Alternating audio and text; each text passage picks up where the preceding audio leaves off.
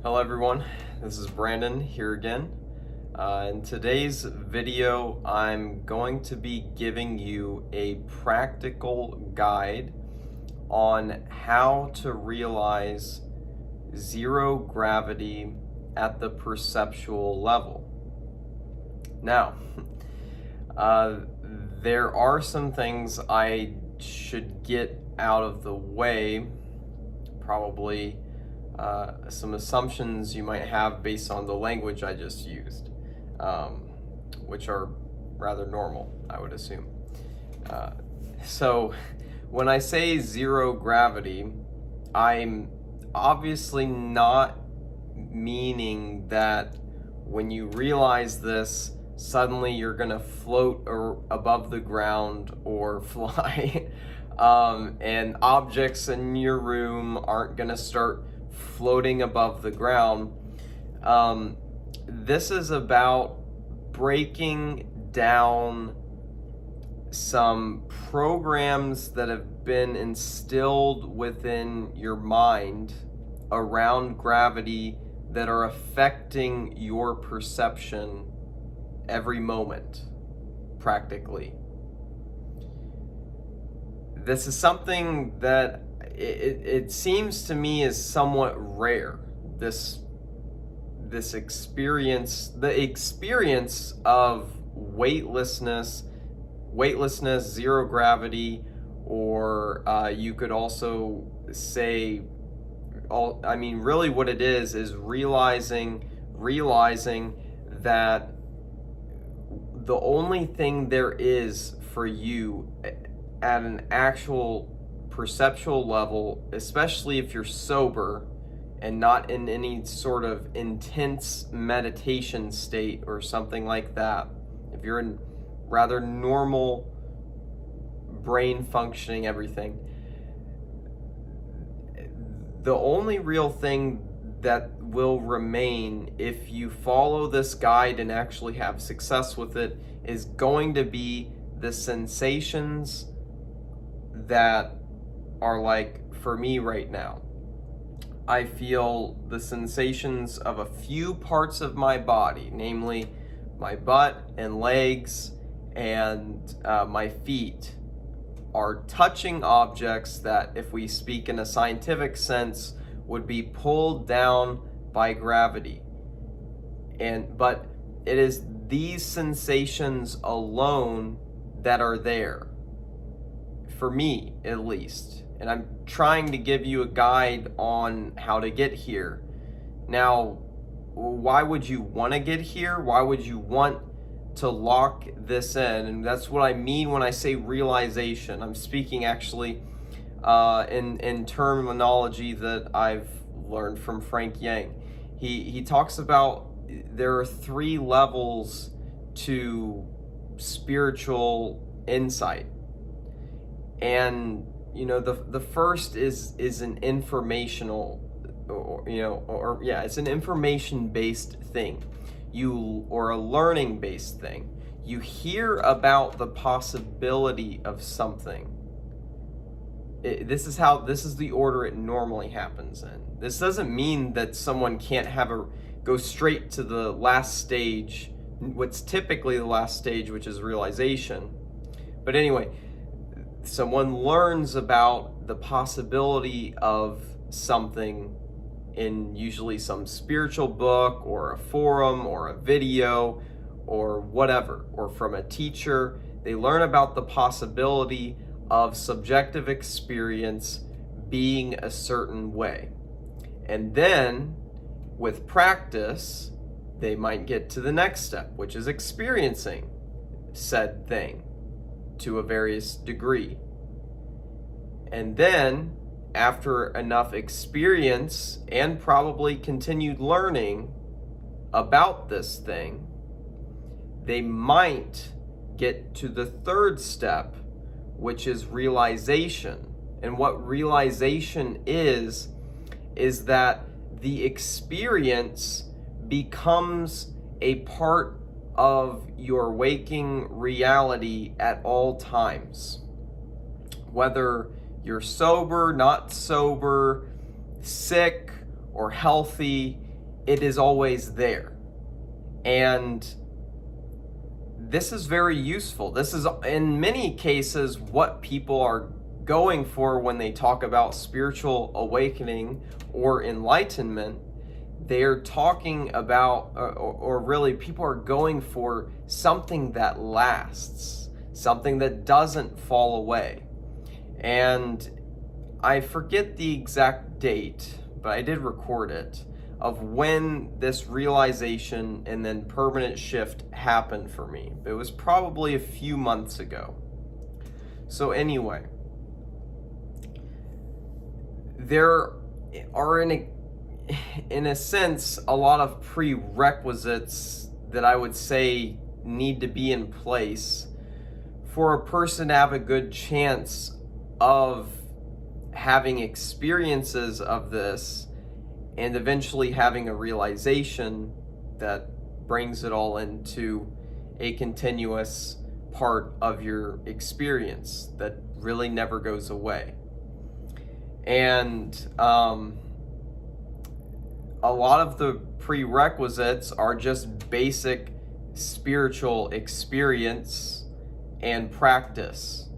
So things like meditation, yoga, even like shamanic breathing exercises, psychedelics, all of these things and a number of other things can help you in having more of a chance that you could first have an experience. I'm giving you the information about this now. So we've got the first step covered.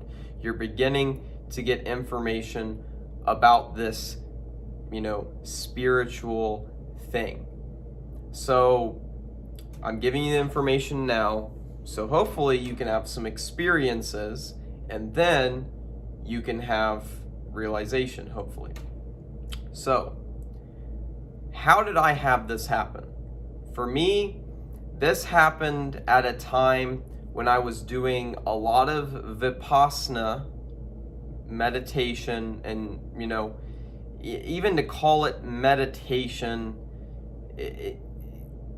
in the West, it always gives you the idea, or not, maybe not you, but most people, when you say the word meditation, it gives people the false impression that somehow meditation is something that only happens when you're sitting down and closing your eyes.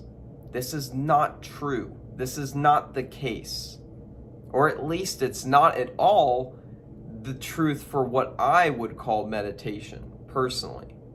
And I know at least one, well, probably two Buddhist masters, I would call them.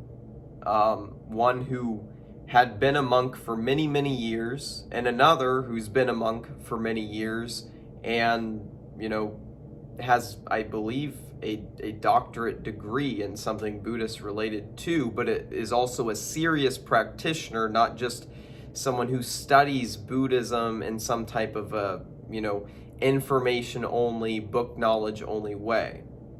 But both of those people say, essentially, meditation is not something that only happens on a meditation cushion or with your legs crossed sitting on the floor at, a meditation retreat or at your house or whatever. It is something that can be done outside of that context as well, during waking life.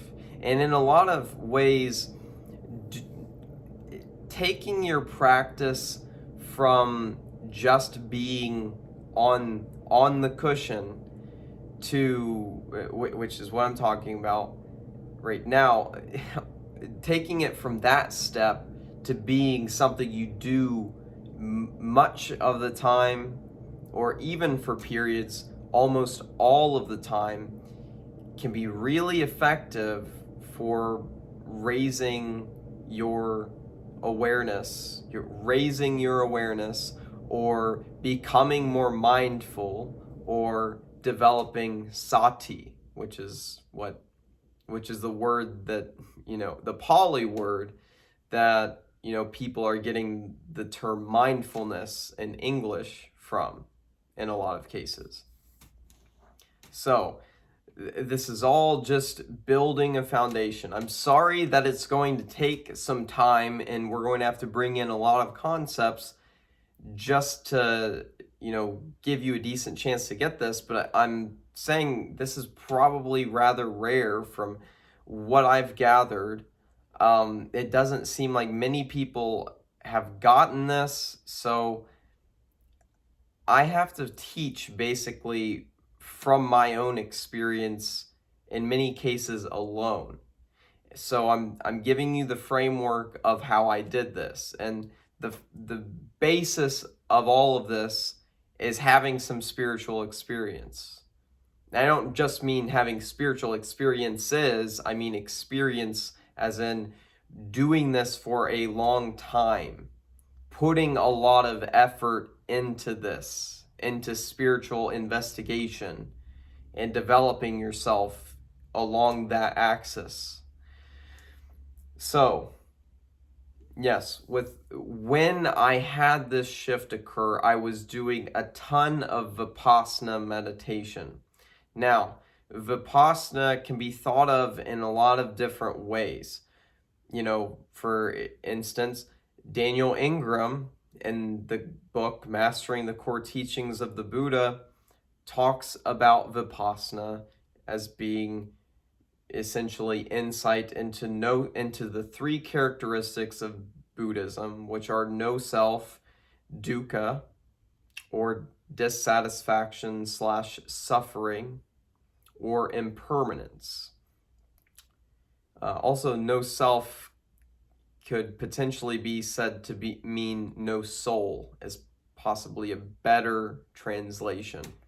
But anyway, so that's one way to look at Vipassana. Another way that Frank Yang looks at Vipassana, and this actually seemed to help me a far bit more, although in a sense, maybe it only helped me more because I already had the foundation of doing Vipassana using those pointers that Daniel Ingram had described of no self, dukkha, and impermanence. As when you're doing Vipassana, pretty much anybody is going to be doing it if they literally think at some point in time to themselves, I'm going to do Vipassana meditation. If they think that, they're going to use some type of thought system to affect, whether they are intending to or not, the way that they're going to be doing this investigation into reality.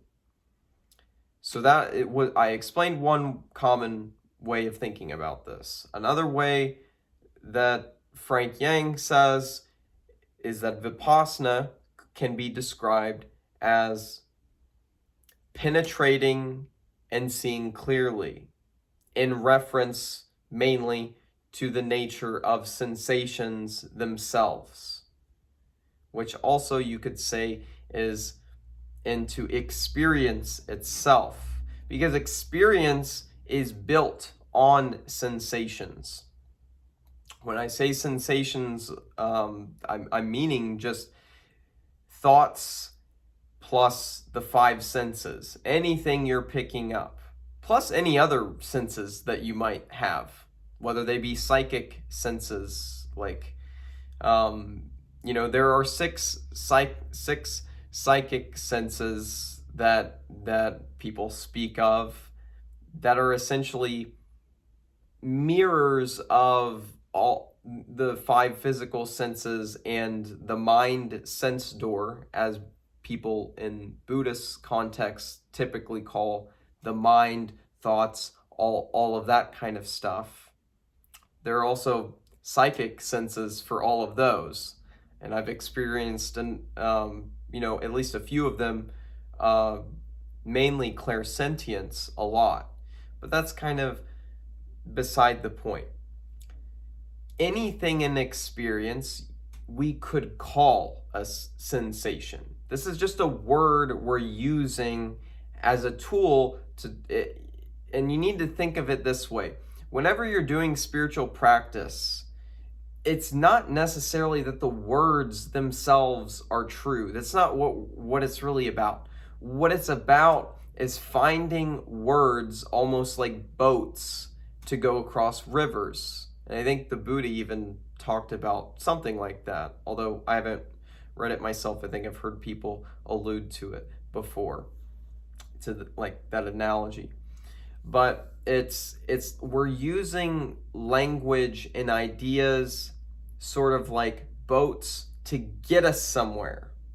That's the goal, is to get you to the insight itself, or to the realization, or to the spiritual experience that becomes at the big second point, and then to the realization if it becomes permanent. That is our goal.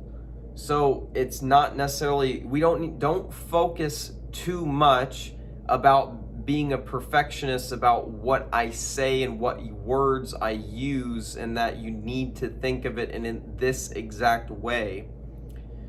The point is, the words are just going to take us somewhere. And these words that I'm using are rather effective, at least in my experience, and with a lot of other spiritual things that you can get to.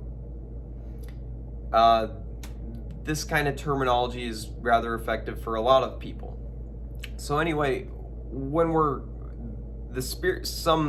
a good basis of experience in spirituality, or rather we could just say investigation into reality. That's the starting point. You should have that. If you don't have that, there's a fat chance that you're gonna get to where I'm talking about. You need some of that, most likely. Like 99.999% chance that you need some level of that before you're gonna get to where I'm talking about. So that's the first thing. The next thing, and these things after the first don't come in a specific order, but we'll say the next thing is you need to have a lot of insight into sensations. You need to penetrate what sensations are at a level that is in a lot of ways beyond the mind, beyond thought at the very least. And to do that, like I was saying, when this occurred for me, I was doing a lot of Vipassana techniques, meditation, whatever you want to call it. And so when I say penetrate, with this realization of zero gravity, also, why do you want to get there? Let me say that first. Why do you want to get this zero gravity realization? Anyway, why do you want to do all this work? Why do you want to even try for it? Well, it's a really cool way to experience reality, is the first thing. Another is, like, for me, I have bipolar disorder. So it's rather natural for, times of, things that most people would normally call depression. Like, you could have low energy, low motivation, things don't feel as enjoyable as before, and all the other aspects of depression or dark night or all of those things can come to me. But one cool thing is, when I have this realization, as well as other realizations, things that have fused into my permanent experience, it makes things like depression have a whole lot less of a bite. Why is that? Because you can literally be in a certain state and be a little down or whatever, and then it's just like, well, hey, at least I fucking don't have the illusion of, gravity affecting my perception and making me feel like everything's weighed down and bogged down anymore. It's a very freeing state to be in. Now, of course, at realization level, it's not just a state, it is constant. But at the experience level, it will be just, that state that you're in, or, the various states that you're in while that experience is happening. So yeah, these are some reasons why you would want to get there, but honestly, just to be blunt, it's cool as fuck. Like, that's the simple point. It is awesome to have this. So, why am I even making this video? I'm trying my very best to help somebody out there someday, maybe fucking 15 years after I've made this video. Maybe some person finds it online and then they do the steps and then they actually get it. It might be that rare that, somebody gets this, but that's enough of a reason for me to make this video. So let's go back to penetrating sensations.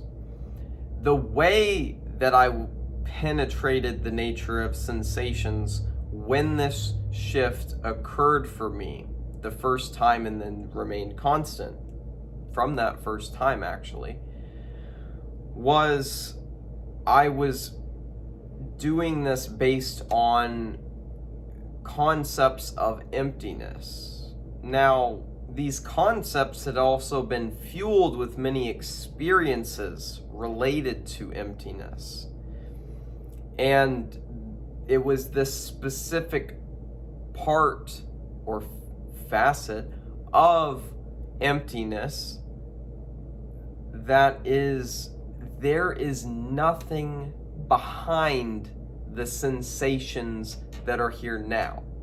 Which in another way you could say there is nothing else than the sensations that are here now. There is nothing else other than the experience that is here now. Now, a lot of people, I will probably be posting this video on the actualize.org forum. A lot of people there have had, insights into there being nothing other than this experience, this thing, this being, this capital S self, whatever you want to call it, that's here in the now for the person who's experiencing it. There's nothing else, right? A lot of people have that, but I think it's important to shift that understanding and those experiences, or even that realization that people have there, into the realm of thinking about it and starting to work with sensations themselves.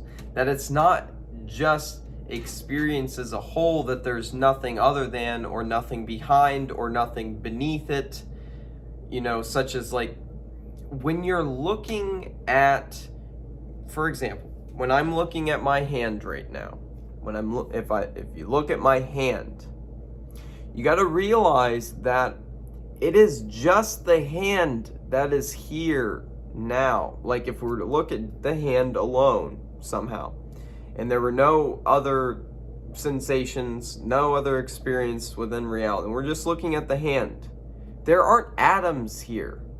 Atoms would be found, most likely, far more than a 99.99% chance probably, if we used a powerful enough microscope and looked in deep and deep and deep and deep enough, we would see atoms. But you have to realize, at the moment that you're doing the investigation with a tool like a microscope like that would be super powerful and be able to see that, then there are atoms. Right now, there's a hand. This is the way that reality works. What is present is what is present. The other things that people like to think are present beneath or within the hand are not right now. In a certain sense, I'm not saying on a practical level. Like I said, if we looked with a microscope, we would find atoms. Or, well, first we'd find cells for the human hand. We would find a bunch of cells and then parts of cells, and then eventually, atoms, and then quarks, and, before quarks, we'd have protons, neutrons, and then we also have electrons. And then if we look deeper, which I don't think this has been fully proven yet, we might find strings.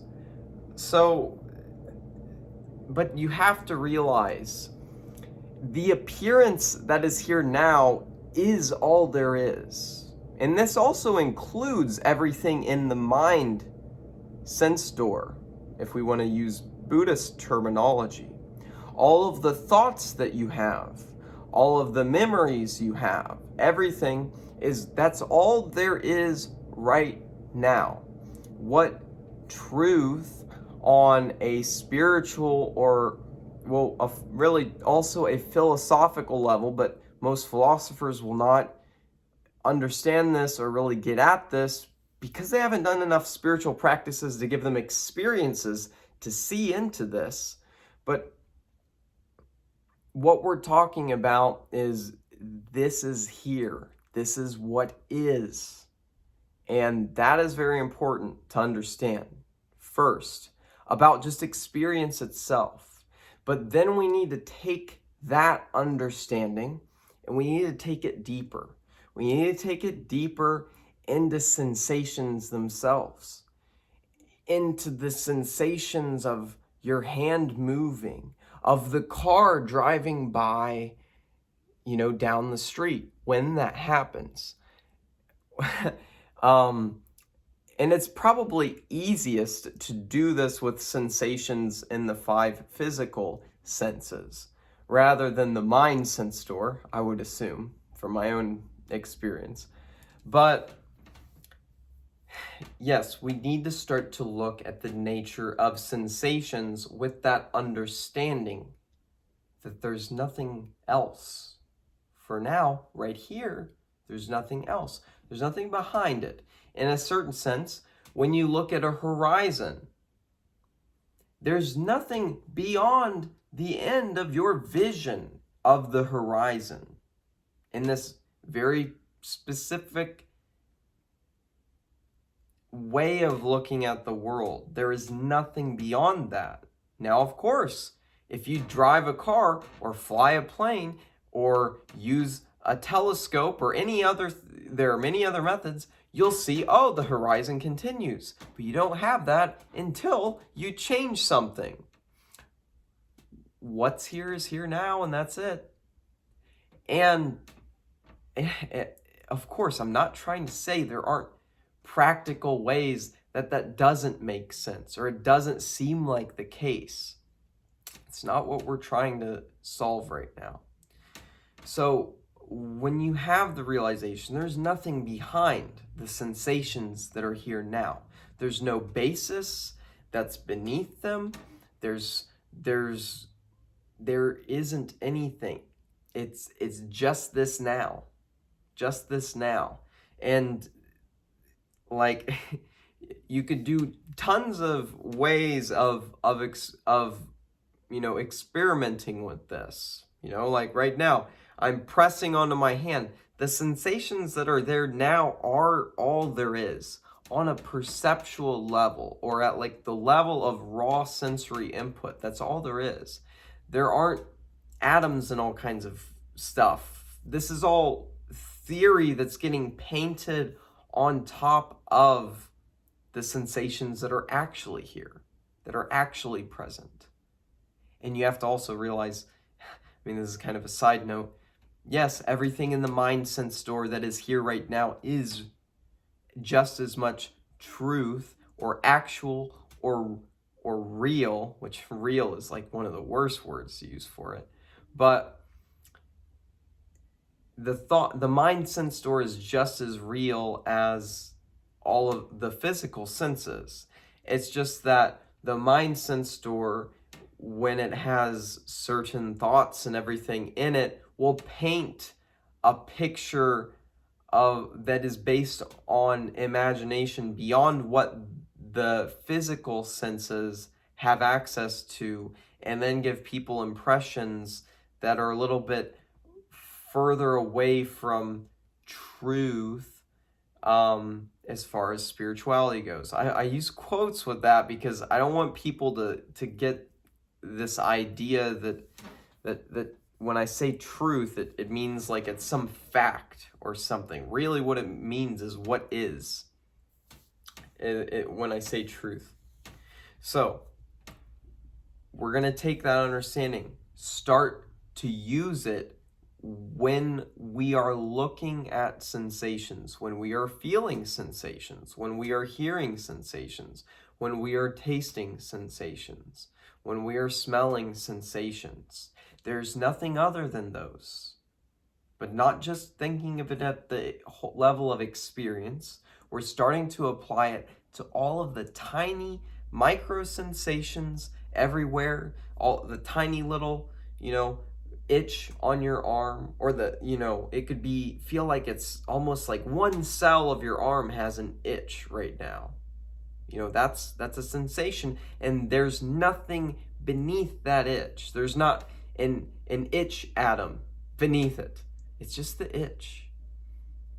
But I could get really deep into sensations and the nature of them, but I don't think more depth is necessarily going to help you with this. We need to start to get into other parts of the practice. You need to, so that was the emptiness part of sensations. Before you even really need to get there, you need to have some experience with doing meditation techniques like Vipassana that are directly trying to look at sensations themselves and how they work. Now, even if you're doing any other types of meditation, you're going to, in a sense, be doing Vipassana to a certain level. But when you do Vipassana intentionally, that is intentionally the type of meditation you're trying to do, then you're more direct with the way you're doing the practice. You're starting to realize more. We're looking at all sensations here. We're trying to see what they are. So once you see what they are more and more, and you penetrate more and more into them, and into the illusions that the mind sense door has painted on top of the sensations, things will start to fall away. And this is what happens with gravity. So I actually was on probably 1 or 2 hits of vaped THC. It was probably Delta 10 or Delta 8 THC, or really probably a mixture of the two, like half and half or whatever. And that's another important thing to mention. When you're doing investigation into this kind of stuff, sometimes the normal neurochemistry that you have won't be enough to penetrate this kind of stuff as deeply as you can, as quickly as you can. If you're only doing this with a completely sober mind, you might be holding yourself back from the potential of getting this realization. Why is that?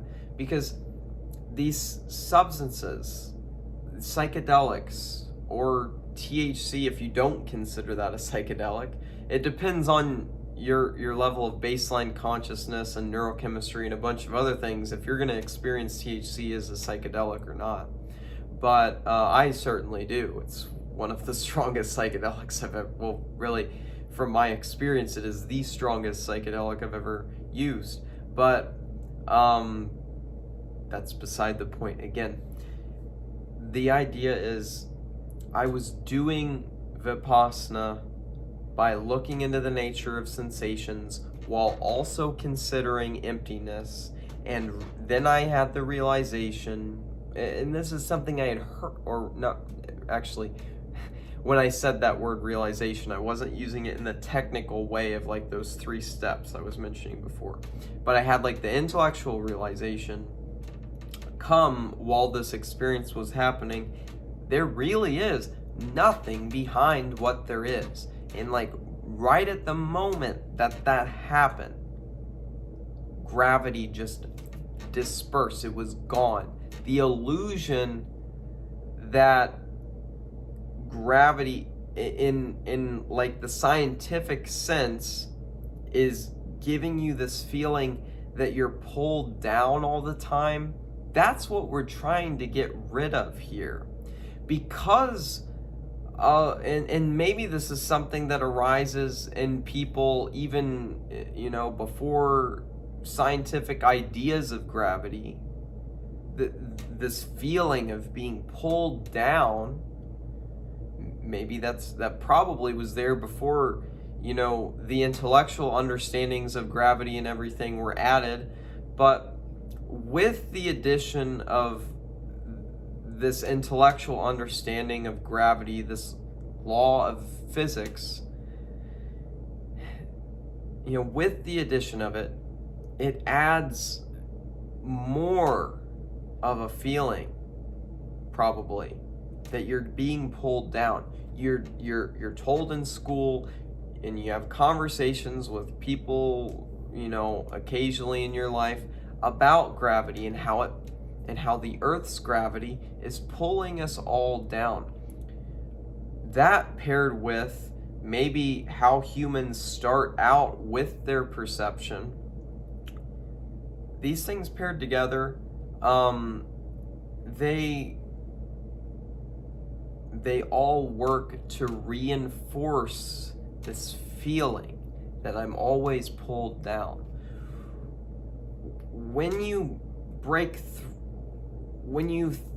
do investigation into the things I've said so far, the thing that really changes everything, probably, for you, is when you take all of that understanding and then start to apply it to this, what I'm going to tell you right now. This is about my direct experience at this moment, and ever since I had that shift a few months ago. It's been consistent. There's just this, so you could say, like, if you're sitting on the ground, like this is the ground, like the earth or a chair or whatever, and your ass is on the ground or the chair. The only thing that there really is that must be there, it appears to me at least, I haven't seen this go, well, I have actually seen this go pretty much completely too, but as far as in a baseline state of consciousness, your regular everyday life, this will be rather consistent, most likely, for you, is that where that connection happens, there will be rather faint and light sensations right here in this connection zone where your body meets something, that with, the earth underneath it. That's all there is. That's where all the sensations of gravity are. It's not that anything else feels pulled down. Nothing else feels pulled down. And those sensations actually become more faint and lighter than they used to be. Once you have this realization, once you lock this in, they become more faint. And that's an interesting place to be. It's an awesome place to be. Pretty fucking cool, if I must say so myself. So use that idea. Once you've been doing spiritual practices, you've been investigating the nature of sensations and trying to penetrate what sensations are, not just at an intellectual level, but at an experiential level. feeling level of what sensations are. Actually pairing intellectual concepts with feeling and, seeing and all this.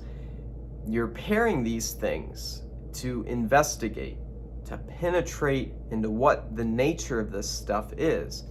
So once you're doing that stuff and you understand that and you not just intellectually understand off of what I say or what you've believed before, but then you start to experience, there's nothing else. There's nothing behind this right here. This is the whole show.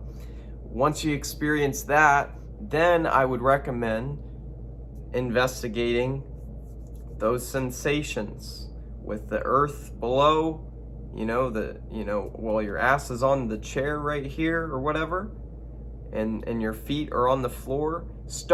That's when you could start to only put your attention toward penetrating those sensations and really coming into a better relationship and a closer relationship with those sensations and how they work. And with all of this, if you do all of this stuff that I've said,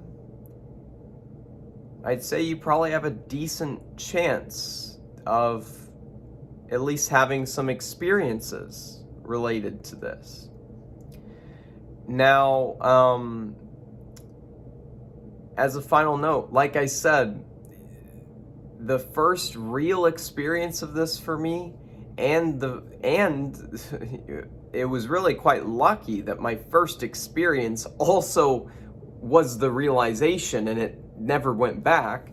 But once you have some experiences of this weightlessness, this zero gravity idea, and this also applies to everything else in the room, all the other people, everything, you realize that it's almost like everything's being just like hung in midair in a sense.